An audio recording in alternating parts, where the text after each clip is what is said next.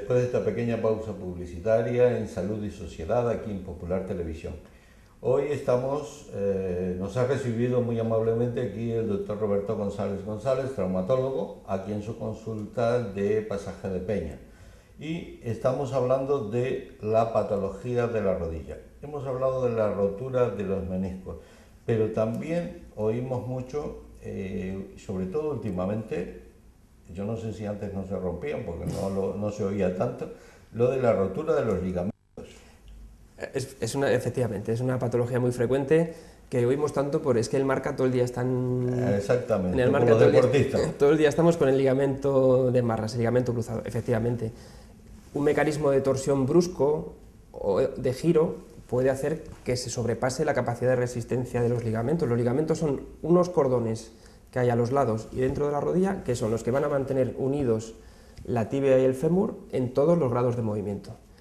Si nos pasamos con el movimiento o por un impacto lateral o un giro, pues va a hacer que el ligamento rompa y nos va a producir una inestabilidad. Como decía antes, el ligamento que más frecuentemente se lesiona es el lateral interno, este de aquí, que es como una banda ancha. El más gordito. Es el más ancho, el más ancho. Es el que más frecuentemente se lesiona pues, por el mecanismo de giro. Lo típico en el fútbol, una entrada lateral, la rodilla se va para acá y el ligamento rompe, pero este casi nunca se opera. Este generalmente con un tratamiento de reposo, una rodillera, una fisioterapia suele curar en un porcentaje muy elevado de los casos. ¿Cuánto tiempo más o menos? Hay grados, hay grados del 1 al 3. El grado 1 serían como 3 semanas y los grados más severos del 3 pueden llegar hasta los 2 meses o 2 meses y medio. El ligamento externo es un poquito diferente, es un cordón, la lesión es muchísimo menos frecuente, afortunadamente, y cuando hay una rotura completa, en la mayor parte de los casos sí que es necesario operarla, porque tiene muy poquita capacidad de cicatrización, es decir, cuando rompe se retrae y es necesario sustituirlo. ¿Y sustituir por qué? ¿Sacáis a uno muerto o dónde lo sacáis? ¿Un ligamento? En casos agudos es posible suturarlo directamente. En casos crónicos lo que hacemos es sacar unos tendones de otra zona y ponerlos en esa zona para que sustituyan la función. Hacemos un parche. Un parche que suele funcionar afortunadamente. ¿Y el ligamento cruzado que se ve aquí por detrás? Efectivamente, lo que más vemos en futbolistas y la lesión más preocupante para ellos es la lesión del cruzado anterior. Este que vemos aquí sería el cruzado posterior, este que vemos aquí delante es el anterior. Son una especie de cordones gruesos que hay en el medio de la rodilla, están dentro de la rodilla, desde fuera no se pueden tocar ni ver. Y son fundamentales para la función de la rodilla porque evitan este movimiento que se produciría pues, cada vez que damos un paso, que corremos, que saltamos. Estos ligamentos, cuando se rompen, nunca cicatrizan. No tienen capacidad de cicatrizar, porque caen dentro de la rodilla con el líquido sinovial, impide que eso cicatrice. Entonces, salvo en gente de edad más avanzada, es decir, lo típico del deportista joven, siempre necesitan tratamiento quirúrgico. Lo que te decía antes, no podemos coserlos, lo que hacemos es sustituirlos.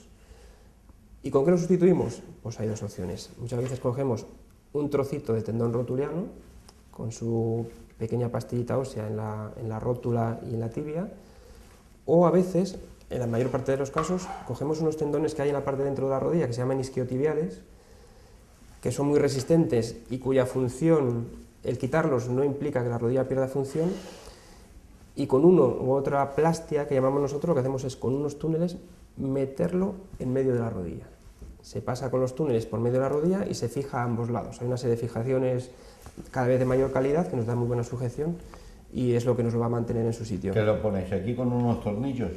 Sí, hay muchos sistemas. Generalmente se ancla en esta zona de aquí con una especie de chapita de la que cuelga la plastia y aquí va un tornillo que es de un material especial, ya no son tornillos de los de la ferretería, sino que son tornillos de materiales especiales que el cuerpo tiene capacidad de reabsorberlos con el tiempo, de forma que no nos tengan que molestar, ni haya que quitarlos, ni nada de eso. O sea que una rotura de ligamento cruzado es obligatorio operar.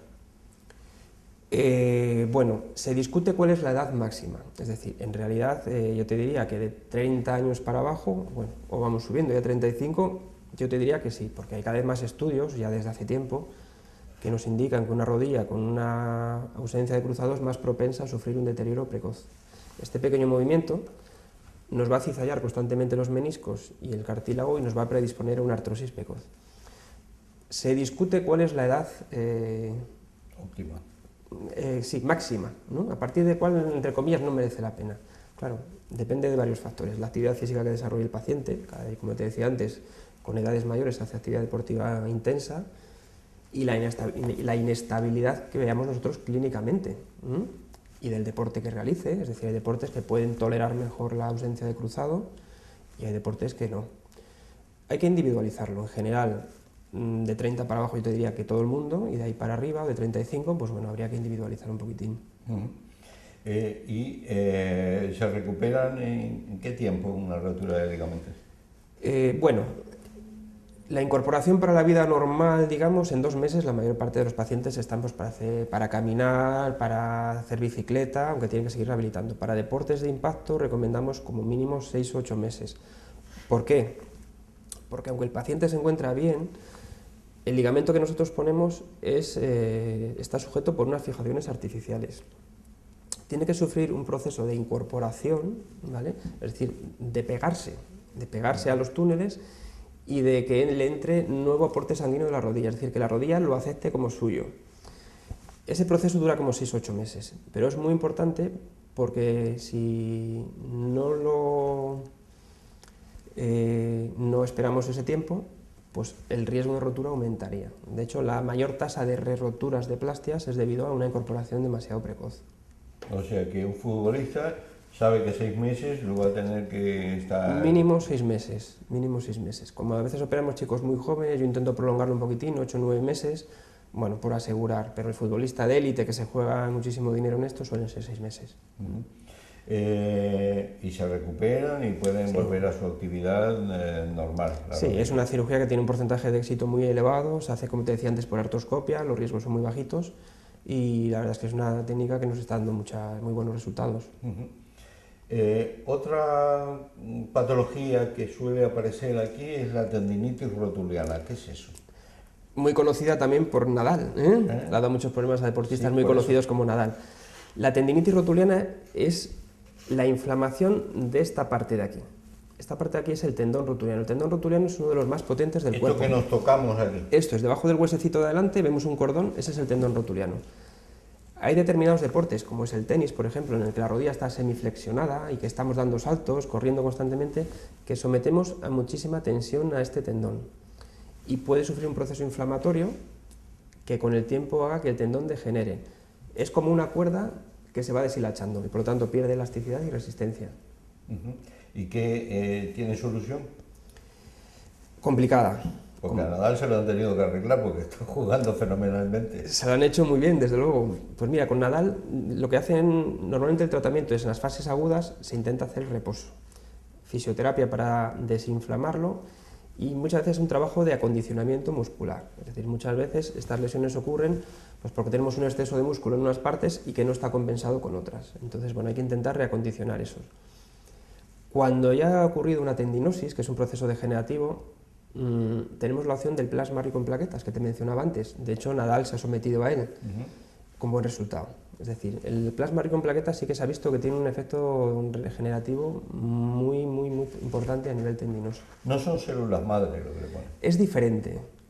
Las células madres se extraen de médula y lo que hacen, tienen la capacidad de diferenciarse de cualquier tipo de tejido. No lo utilizamos tanto de forma tan general todavía en traumatología, aunque sí hay estudios en ese sentido. El plasma rico en plaquetas es una parte del suero que al darle vueltas, al centrifugarlo, es muy rico en plaquetas. Las plaquetas es una célula de la sangre que tiene una especie de gránulos en su interior, con uno de los cuales es el factor de crecimiento plaquetario. Pues se ha visto ya desde hace unos años que ese factor de crecimiento plaquetario es capaz de regenerar ciertos tejidos, de renovar, de células que están muertas, de renovarla y que aparezcan células nuevas. O sea que esto es una patología que puede aparecer más frecuentemente en deportistas. Sobre todo. Pero en gente, por ejemplo, bueno, yo no soy aficionado a subir a las montañas, por ejemplo, subir alturas, lógicamente ahí tendrá que estar trabajando bastante. Sí, pero no es tan, sí, lo podemos ver, pero no es tan frecuente. Lo vemos con mucha más frecuencia en deportistas de nivel, ¿sabes? En personas en subir montañas es lo que hablábamos antes, es la condropatía rotuliana es la patología más frecuente con diferencia.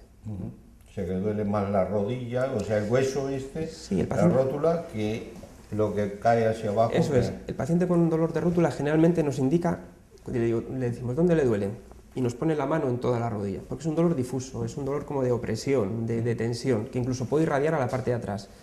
El dolor del tendón rotuliano es muy a punta de dedo, muy selectivo en esa zona y responde muy bien al reposo.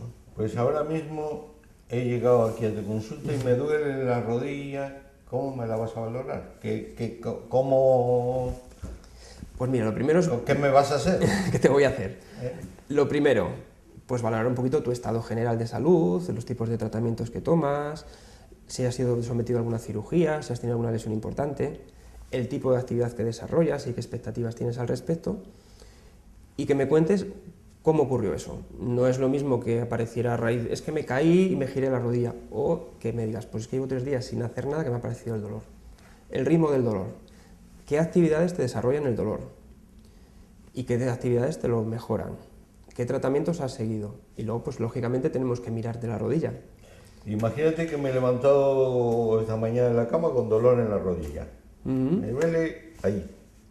¿Qué Entonces, me vas a hacer? al mirarla, lo primero que vemos, si vemos alguna zona inflamada, puede haber un derrame articular, a veces la rodilla, por procesos reumáticos o por sobrecarga del cartílago, pues se nos llena de líquido. Entonces, O sea, se agranda. eso es, la vemos más grande que la otra. Entonces, eso ya nos ocasiona un dolor intenso, porque la membrana que envuelve la rodilla es muy rica en terminales sensitivos. Entonces, es una presión muy grande y muy dolorosa, y es un motivo frecuente de ir a urgencias. Esa rodilla, pues yo te sacaría el líquido para aliviarte. Que vemos también la localización del dolor, qué zona te duele, y luego explorarte uno por las distintas estructuras que hemos ido explicando anteriormente, ver pruebas de estabilidad para ver si hay una lesión ligamentosa, forzar los meniscos, ver la estabilidad de la rodilla. Eso en cuanto a la exploración, y luego seguramente haya que pedirte alguna prueba de imagen para que nos apoyen en la sospecha diagnóstica que tenemos. Una radiografía simple. Muchas veces basta, pero tú ya sabes que en la radiografía simple solamente se ve el hueso, es decir, de todo lo que hay aquí, todas estas estructuras solo veríamos lo blanco, el hueso. La radiografía nos permite ver fracturas, nos permite ver artrosis, nos permite ver malalineamientos muy graves, pero meniscos, ligamentos, tendones no se ven.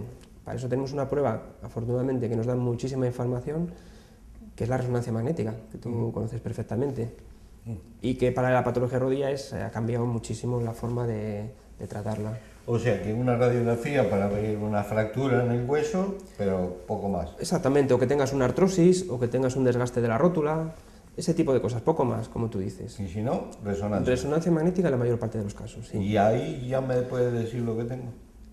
Con un porcentaje de acierto muy elevado. Sí, sí, sí, sí. ¿O tienes que hacerme una artroscopia para mirar a ver cómo está No, por dentro?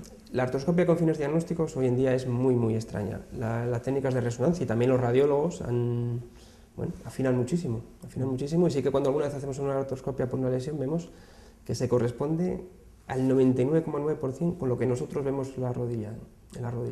Es decir, que es una prueba de gran valor para la patología de rodilla. Es capaz de detectar patología del cartílago, patología meniscal, problemas de tendinosis de tendones, problemas ligamentosos. Es una prueba fundamental para la rodilla. Y lo has valorado y le dices que tiene cualquiera de estas patologías. ¿Y cuándo le vas a decir que no tiene más remedio que operarse? Está usted fastidiado y el doctor Roberto González le va a operar. En la menor parte de los casos. La mayor parte de los casos van a beneficiarse con un tratamiento médico y de rehabilitación. ¿Qué casos hay en los que no queda más remedio que operarse? Pues una rotura del cruzado en un paciente joven y de mucha demanda funcional, cierto tipo de roturas meniscales. Por ejemplo, hay roturas meniscales que nos producen un bloqueo de la rodilla, es decir, el fragmento meniscal se nos ha metido en el juego de la rodilla y nos impide estirarla. Lesiones de cartílago con fragmentos libres o una artrosis muy avanzada, ¿de acuerdo? ¿Y en qué casos le vas a tener que poner una prótesis de rodilla?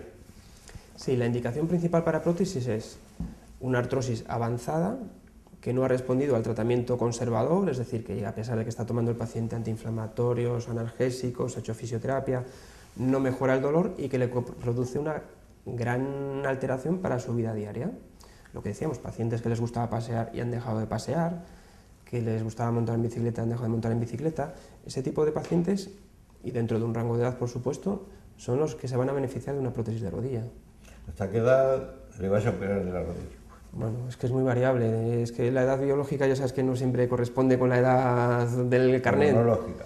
Efectivamente, depende del estado del paciente. Yo he operado pacientes de 80 y muchos y con buen resultado, pero en general de 82, 83 para arriba ya nos lo pensamos mucho, valoramos mucho la actividad del paciente, el estado de salud general, aunque tú sabes que ya vemos pacientes de 80 y muchos con un estado de salud envidiable. Sí, sí, y de más de 90. De más de 90. Yo me acuerdo, yo ya llevo 40 años en la medicina, ¿no? Pero me acuerdo perfectamente de que hace unos años ibas a operar a alguien de 65 años, y decías, bueno, qué ganas de cargarte lo que tienes operándolo. Fíjate cómo han cambiado las cosas. Ahora con 65 años lo consideramos muy joven a veces para una prótesis y le decimos que espere. O sea, es decir, han cambiado afortunadamente mucho las cosas. La prótesis la solemos indicar en pacientes de 60 y... Lo ideal de 65 para arriba. A veces tenemos que bajar un poquito el umbral en pacientes muy, muy incapacitados, pero bueno, el rango es de 65 a 80 más o menos. ¿Eso es porque cobráis más o qué? No es por eso. Nosotros eso es una de las cosas que te dicen también, eso está en la cultura popular, ¿no? Te dan la sensación de que tú quieres operar a los pacientes porque te interesa a ti. Normalmente de cada 60 a 80 pacientes que veo en esta consulta hay una indicación quirúrgica. Te quiero decir que no siempre es así. Lo que pasa es que nosotros sí que vemos el beneficio importante. Yo no propondría nunca a un paciente una cirugía o arriesgarse, entre comillas, una cirugía si no creo que el beneficio va a ser grande. Cierto es que todo en la vida, también una cirugía, también montarte en un coche implica cierto porcentaje de riesgo. Pero en este tipo de patología el balance riesgo-beneficio es muy favorable, pues son pacientes, los he visto muchas veces, que al año se alegran y me dicen, ¿cómo no me habré operado antes? Y yo pienso, bueno, ya te lo dije, ¿de acuerdo? Pienso que es mucho peor para un paciente, y tú lo sabrás mejor que yo, estar 5 años tomando antiinflamatorios de forma mantenida o analgésicos que el riesgo de una cirugía. Los resultados de la cirugía en general entonces son buenos. Los resultados son buenos, no está exenta de complicaciones tampoco, es decir, todos hemos oído pues, pacientes que no les ha ido bien, y aparte cuando un paciente no le ha ido bien, pues parece que se oye mucho más que los muchos que le va bien. El principal problema es el rechazo, tenemos que tener en cuenta que es un material extraño que implantamos en el cuerpo, entonces por distintas causas puede ocurrir que el cuerpo no lo acepte, o por mala calidad del hueso, o por la infección, que puede ocurrir que, bueno, pues que esa prótesis no acepte bien y que tengamos que retirarla e intentar implantar otra. Afortunadamente ocurre poco, los porcentajes así a nivel internacional es en torno a una cada 200. Si la has rechazado y le pones otra, ¿no la va a volver a rechazar? Claro. ¿Es de distinto material? Hay distintos tipos de rechazo. El más frecuente es por infección. Una infección pues por un germen de la piel o que nos lleva por la sangre que se asienta en la zona en esa unión entre el hueso y la prótesis. Entonces en esos casos lo que hay que hacer es retirarla, limpiar bien esa zona y poner un periodo de antibióticos prolongado, que puede ser 6, 8 o 10 semanas. Y cuando estamos seguros que eso está limpio, se reimplanta. Un porcentaje más pequeño de rechazos es por alergia a los metales, que existe, no es frecuente, pero existe. Y en esos casos sí que hay prótesis adaptadas especialmente para ese tipo de pacientes. Y luego hay rechazos precoces pues, por mala función del hueso, en lo cual tenemos que explorar y ver qué ha ocurrido ahí, abrir y ver qué ha ocurrido ahí, que muchas veces es corregir algún pequeño defecto óseo que haya podido surgir en el posoperatorio. Y entonces, después de todas esas cosas, ¿la persona que queda con la rodilla fastidiada o se suele arreglar? Se suele arreglar. A ver, no es lo mismo que nuestra rodilla natural, eso hay que tenerlo claro, pero el hecho de que el paciente pueda caminar sin dolor, volver a sus actividades normales, sabiendo que no puede hacer paracaidismo o que no puede jugar al rugby, pero para una actividad moderada la mejoría de la calidad de vida es muy importante. Los pacientes vuelven a hacer las cosas que antes no podían hacer. Me interesa porque lo hemos hablado un poco al principio, los problemas rodilla y deporte. Es decir, Estoy preocupado porque no puedo hacer deporte porque me voy a fastidiar la rodilla. No es que no puedas hacer deporte, dependiendo de la condición de tu rodilla, qué tipo de rodilla tengas, los problemas que tengas, habrá unos deportes que tú puedas hacer y otros que no. Por eso es bueno hacer una valoración individual de cada paciente, es decir, no hay ninguna patología de rodilla que te incapacite para todos los deportes. Lógicamente, bueno, sí que es cierto que el correr, sobre todo en terrenos duros o estas maratones que están tan de moda ahora, sí que es una sobrecarga grande para la rodilla, por lo tanto es un deporte que no es aconsejable para personas que padezcan de la rodilla. Pero hay infinidad de deportes que son muy saludables, el ciclismo, natación, muchos deportes, muchos deportes. ¿Y tiene algo que ver el calzado que se utiliza? Mucho, mucho. Como te comentaba antes... Es decir, da lo mismo que vaya descalzo que vaya con la más barata que en el mercado o con alguna de esas otras que dicen que tienen cámaras. Tienen cámara de aire, hombre, en general las zapatillas con cámara de aire tienen un efecto saludable porque te absorben el impacto, te disminuyen el impacto sobre la rodilla, el martillazo que damos en la rodilla cada vez que damos un paso. Si nosotros hemos decidido empezar a correr, yo creo que de forma general tenemos que hacernos un estudio biomecánico de la pisada, porque hay muchas alteraciones en la morfología de la pisada, pies que pisan para adentro, pronadores o para afuera, supinadores, que nos van a condicionar mucho la carga de la rodilla. Es decir, si yo me plantearía si quiero correr en serio y antes de comprarme unas zapatillas, por lo que me diga el dependiente de la tienda, hacerme un estudio biomecánico de la pisada. Seguro que nos evita muchas lesiones de rodilla. O sea, que más importante de que el dependiente no diga que esas son muy buenas, que las usa el Gasol o quien sea, un deportista de élite, es importante hacer... Individualizar. ¿Y quién hace esos estudios de la pisada? Bueno, los podólogos. Hay podólogos que cuentan con instrumentos muy buenos para ver de forma electrónica los parámetros de pisada, calculan las zonas de máxima presión, nos pueden corregir defectos de la marcha. Yo creo que es un complemento hoy en día casi imprescindible para la persona que quiere hacer deporte. O sea, ir a un podólogo para que haga un estudio... Una biomecánica de la marcha. Sí, nos vamos a evitar, yo te diría que el mayor porcentaje de dolor de rodilla en pacientes que corren es debido a patología del pie. ¿Y a los que no corren? Menos frecuente porque es deporte de menos impacto. Es decir, hay muchas causas de dolor en la rodilla. Me preguntas que si deberíamos hacernos una biomecánica a los que no corremos. No, si no nos duele, no. ¿Qué consejos podemos dar a nuestros televidentes para decirles cómo prevenir patologías de rodilla? Es decir, en general, comer manzana, comer plátano, ¿qué tengo que hacer? Lo primordial, el control del peso. Como hemos dicho al principio, nuestro peso se multiplica en determinados movimientos de la rodilla, entonces es fundamental el controlar nuestro peso, ¿de acuerdo? Muchas patologías de rodilla lo mejora el endocrino. Tú pierdes 10 kilos, que la rodilla te va a dejar de doler. Y lo vemos con frecuencia, lo que pasa es que es muy difícil, porque claro, el endocrino te va a tener menos peso. Efectivamente, porque la rodilla vamos a someterla a menos peso y va a ser capaz de soportarlo perfectamente. Sobre todo es el peso. Y luego sí que es bueno mantener un buen tono físico y muscular.